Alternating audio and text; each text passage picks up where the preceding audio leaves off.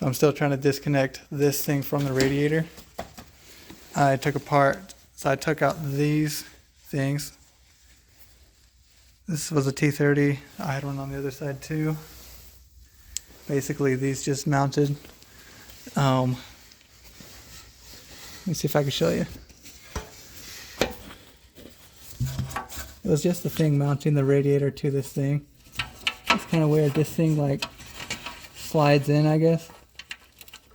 See that? It like slides in and out. And I can. Yep, you can see that. Yep, and then it just bolts in where in that bolt hole right there. And yes, exact same thing on the other side. I figured out how to disconnect the plastic part, this whole framing piece from the radiator, basically. So I had to like kind of pull it back so I can actually see it, but there's actually this mount here. We got these two T30s here, and it just bolts.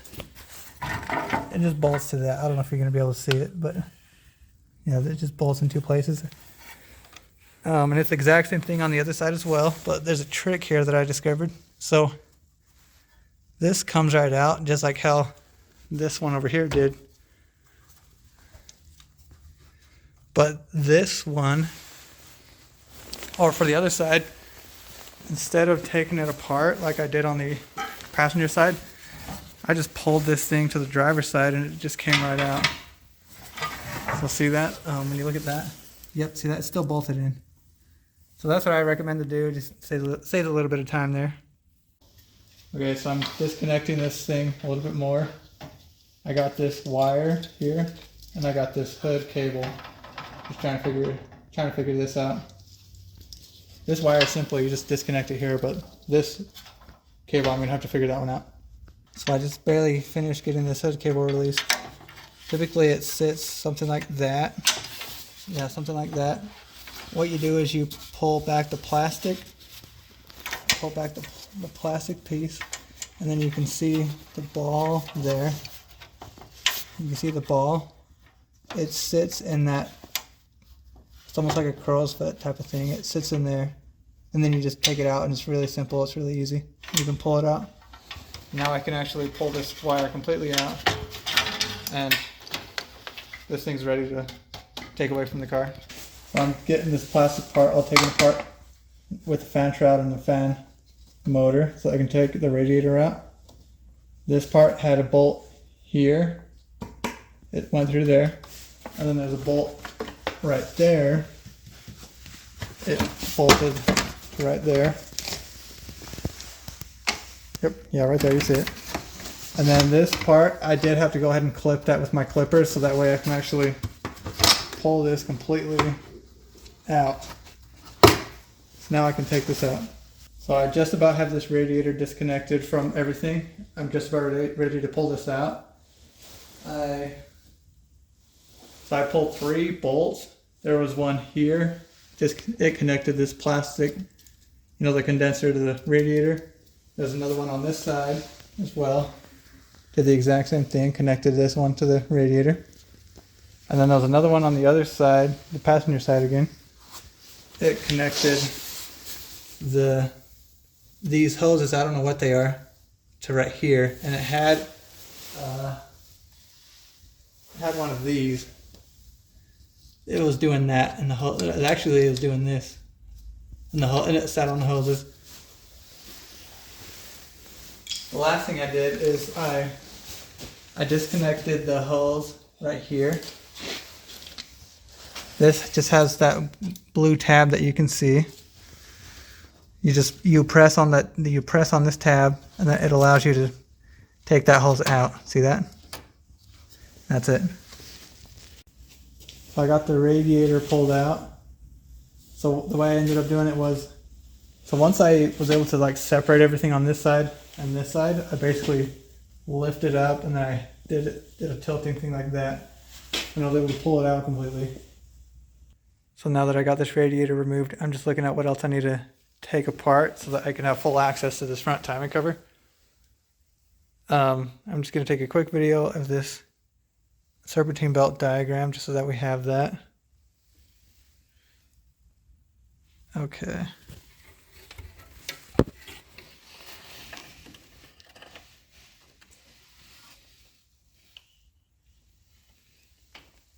before taking apart the serpentine belt, before loosening it, I'm going to crack these 3 bolts loose for the water pump. I'm not going to take it completely off though, because this pulley is obviously under tension. I'm just going to crack the bolts loose, that's it. So I got this 30 millimeter. I'm going to loosen the serpentine belt so I can take off the belt. I've already cracked these loose, so we're good on that. So you see that? It's kind of a weird thing. It interferes with the belt, but I don't know. Just how they do it. See that? You go clockwise. You can take it right off. There it is. So I got this hose disconnected. It was, just right there. You just do a clamp. It's pretty simple. I got my vacuum and I sucked out a bunch of antifreeze out of this just so it doesn't leak everywhere. I'm just moving this over to the side for now. But the next thing I did is, pull the serpentine belt. Now I'm going to pull these. I'm going to pull this idler, and then this tensioner. So the 2 idlers and the 1 tensioner. These idlers look pretty similar, so I just put a mark on there just so that I remember. This is the first one. This is the second one with the 2 lines. When you have the belt off like this, it's a really good idea to just test this. Oh, you cannot see it.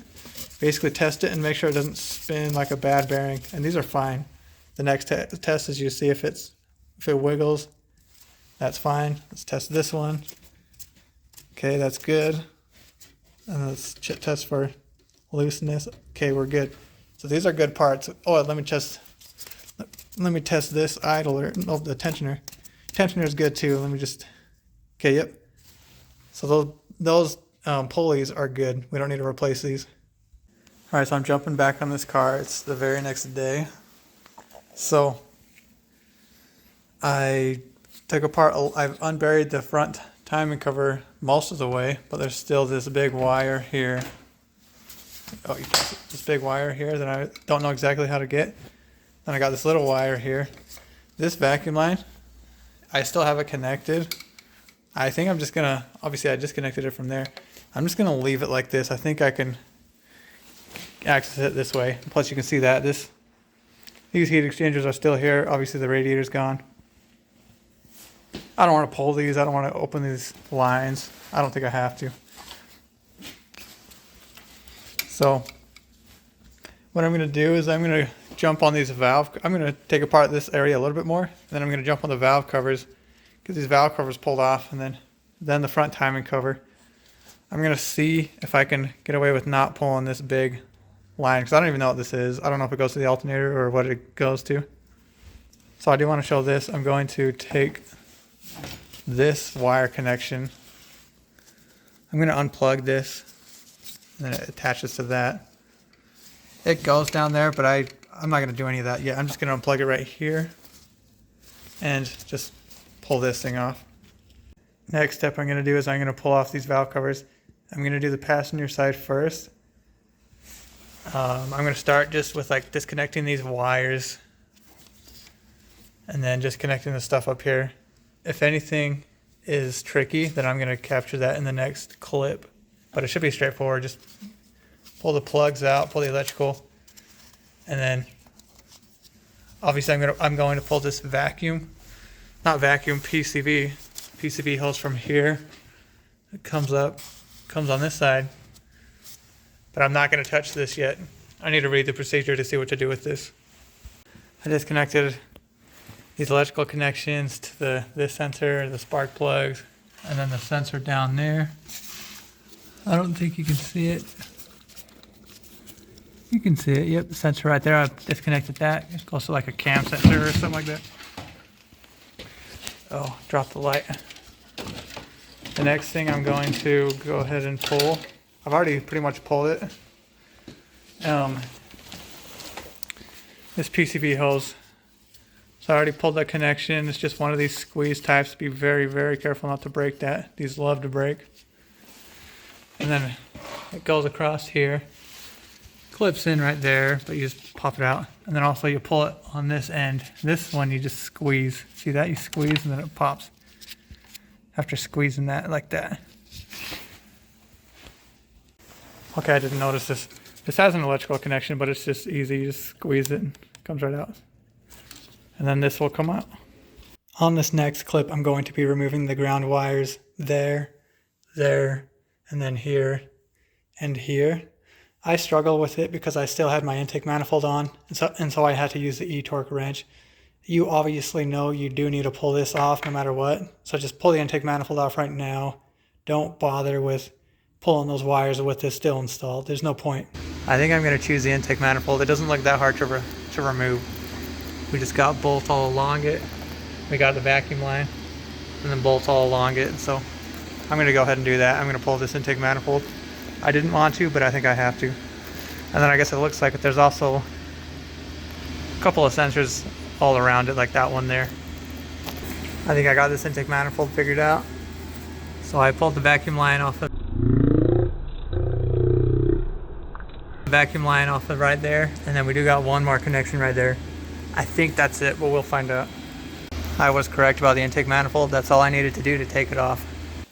I'm getting this wire harness out of the way. There is this ground wire that bolts to here. Bolts right there. I put the bolt back in. You're looking at it. You can see it. It's right there. The way you have to get this bolt, because it's really tight. So it's an E10, but I have an E10 on a wrench. See that? So what I had to do was I had to break it loose with this wrench. But once I did that, there wasn't enough room. There was not enough room to rotate it because this gets in the way. And this is not a ratchety style. It's just fixed. So I grabbed, so after breaking it loose, I grabbed this 8mm and just finished it the rest of the way. There's like no other way to do that. Unless you want to pull the intake manifold. So I'm trying to pull this valve cover still. I've obviously disconnected a lot of these. Oh, one thing, there's another ground cable right here. That's the same, E10. I didn't have to, this one had a lot more room, so I was able to get it with just that one E10 wrench that I showed you. Now at this point, I might have to unbury this part a little bit more. We'll find out, but yeah, I'm just gonna start unbolting this valve cover. Oh yeah, I gotta pull these off, obviously. Pull these out, and then I'm gonna pull the bolts out, just going all the way around, and then I'm gonna see if I can pull this valve cover. One last thing, I don't think I have to pull that sensor. I think I can leave it on there. I think it'll just stay bolted to the valve cover, and I think I can just pull it all as one piece. So I got all the bolts out along here. It looks like I don't have to take anything else off. As you can see here, this thing is loose and it is going to come. Actually, I don't know, maybe not. We'll find out. All right, as you can see, I got the valve cover pulled off. I just want to give a little bit of a demo for how I did it. So I did not have to pull anything else off. It was a little bit tricky because I had to maneuver it out a bunch of times. But basically, these things just try to get caught on these pieces of metal on all of them, and then also on the chain as well. These are just constantly getting caught, but you just be very gentle with it. Just wiggle it out slowly. And I actually lifted this part a little bit more because it had room to, and then it allowed me to just go back and forth and wiggle it. And I was able to get it out. So I'm doing the driver's side valve cover now. I'm going to disconnect these wires just like before. We got, the two ground wires for the ignition. We got the ignition coil wires, all four. Got a sensor there and a sensor there.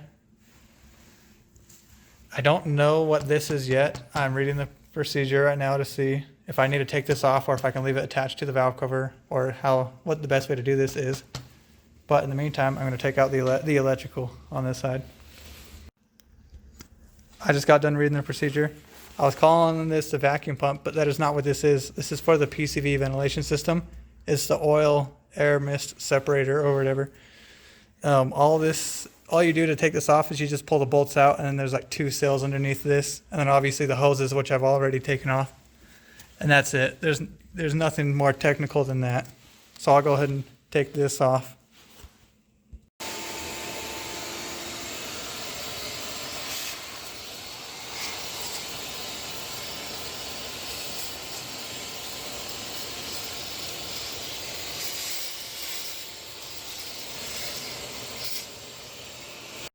I got all of these bolts out on this.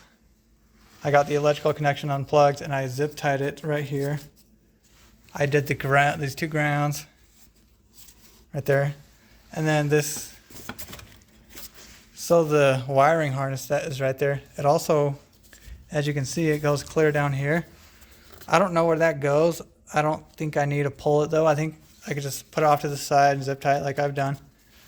And then I think I can just take this off as is. We'll find out if I get lucky again on this side. So I was able to get this valve cover out without taking any other wire off. Just like before, you have to tilt it basically this way and then come out. You gotta be really careful because this right here tries to fight that.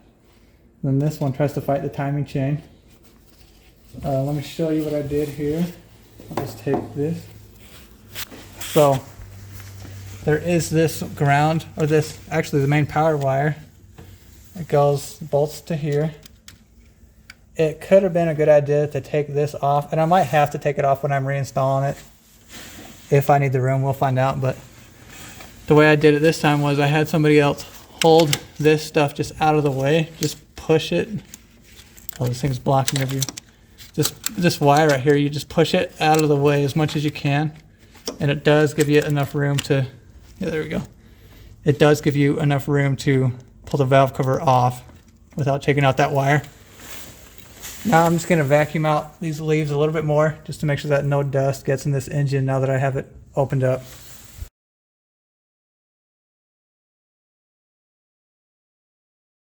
On this next clip, I'm talking about removing the harmonic balancer. You have to use that special tool right there. Do not have any of these timing tools installed while you're doing it. Don't have this in the harmonic balancer. You're going to destroy your car. And the biggest thing is do not have these installed on the cams. These are the cam holders, obviously. You do not want these installed because you have a high chance of destroying your engine if you do that. This is a 27mm bolt. You do need to replace that. I got the replacement one right there. There's the part number. You don't really have to have this in time when you're taking this off, but you do want to have it in time when you're putting it back on. You're going to need this long tool here. Let's see, the tool number's right there. The book says it's 2 tools, and it's that part number there plus that part number there. But it's really the tool number that I have there. The 96791. This is a torquing sequence. You cannot reuse the bolt, obviously. Tighten to 20 newton meters, tighten to 50 newton meters, tighten to 100, then do an additional 180 degrees. It does not say anything about going reverse on the bolt. Just tighten it again, and then do the torque angle tightening, and that's it. I just noticed this tool actually has a tool number on there. That may or may not be helpful for you guys. Let's get a video of this going on. So these studs are going to grip onto the spokes on the harmonic balancer. When you go like that, it's a pretty tight fit. See that? And then there's a hole. That hole is where the wrench is going to go through. This bolt is ready to twist off. I got my long bar there. I got my breaker bar there. You're definitely going to want a breaker bar on this, and you definitely want to use a stronger impact socket. This bolt is very, very tight. That wasn't bad. Let's get the bolt the rest of the way out. There we go. See if we can pry this thing out. Alright, got that thing out. Just took a little bit of prying, but it wasn't too bad. We got a keyway. We cannot lose that keyway. Yeah, the other part of that keyway is on the crank. I gotta find it. That keyway is way deep in there, way deeper than I would have thought, but that's where it is. This is the part where this timing tool is actually going in when you put this into the harmonic balancer. As you can see, this is not super strong, so this is not strong enough to hold the harmonic balancer when you're torquing on the main bolt. You got to use that large bar tool that I had. Now that I have the harmonic balancer off, really the last thing to do here is take off the front timing cover. One really valuable tip for you guys: before removing your timing tensioner bolt and before removing your timing cover, you really want to have your engine in time It's going to save you a lot of headache if you do that. I unfortunately did not do that. I took my engine apart. I took the timing cover off. I did not have the engine in time, and that caused a little bit of trouble for me. And so, yeah, you really want to set it in time before taking it apart. But if you don't, it's not the end of the world, because you're going to see that I made the same mistake and I was able to get through it. What you're going to need to do is, obviously, you had to take your harmonic balancer off with this special tool. And obviously you cannot have these installed while you're doing that, because you're going to destroy your engine. So what you got to do is use this special tool, remove the harmonic balancer bolt, make sure the harmonic balancer comes off. And then after that, put the harmonic balancer back on, make sure the keyway lines up, put the bolt back in, and just get the bolt just snug. The bolt does not have to be tight, just tight enough to rotate the engine or whatever. And then that way it'll allow you to put your it'll allow you to put your harmonic balancer in time with that. And then you would put these on. So what we did just now, we spun the engine over a couple of times, put our timing tools back in place. Obviously you do this one first, and then we put this cam thing in there. You can see it's flat on both sides. It's on there perfectly. Then when you go on this side, this one went in there as well. Notice that dot I'm circling on the cam there. All 4 cams are going to have that. That's how you know it's in top dead center. This is flat right here. It almost looks like it's up a little bit. I think it's probably fine though, because these do have a little bit of tension in. Like if I got my wrench and actually rotated this a little bit, it will sit flat. So a little bit of looseness is not the end of the world. Just make sure it's not too much. So yeah, we should be good on our timing. So I wrote up this procedure here just to kind of help out when you're doing your timing. Let me just explain some of this. These two are obvious enough. Obviously, you don't ever want to rotate your engine counterclockwise. This one's pretty helpful here. Basically, when you're putting your crankshaft tool position holder thing in place, when you're almost in top dead center, go ahead and put your tool in and push it in as much as it'll go. Rotate the crankshaft slowly, clockwise, obviously, until you feel the crankshaft push all the way in place. And that's going to happen once you're in the position. Check all 4 cams for the timing dots. And then this is actually pretty important here. I'll just let you read that. Yeah, this one's pretty helpful. Basically, if your gears are good and you don't plan on replacing those, just put your engine in timing and don't actually loosen the bolts. You don't have to do that. Really, the last thing to do here is take off the front timing cover. It's just a bunch of bolts all around here. See that? Just all around, there's just a bunch of bolts. This wire might get in the way, but I'm going to try to work around it. We'll see if I can get away with doing that. There is that bolt there. This is the timing guide tensioner. I believe I'm going to have to loosen that up before I actually pull off the timing cover. I'm going to, just in case, but somebody who knows more about Porsche can tell me, do we really need to loosen that bolt before taking these all off? I think we do. I got that tensioner bolt loosened. It was a 27mm, just like the harmonic balancer bolt. I didn't take it out all the way, but I just loosened it up a little bit. You got to be careful. If you end up leaving your condenser attached like how I did, you got to be really careful not to, poke a hole in the condenser with your wrench when it finally breaks through. The bolts down there were a lot more tight. Oh, not tight, I mean like tight area, so I actually had to use this because see that it clears the room. This bolt's missing. I'm gonna have to buy a new one, but that's how I got these bolts down here. Your regular T30 on a socket and a ratchet is not gonna fit. I got 2 bolts right at the tensioner that are actually a larger size. They are T45. Something to understand about this: the bolts that go in here are significantly longer than the bolts that go all along there. So I'm taking these out. So far, all of these bolts through all of that have all been the shorter ones, but then I took off this one here and it's a lot longer. See that? I just pulled these 2 bolts out. These are the longer ones, just like what was coming out of here. And honestly, it's not too hard to forget.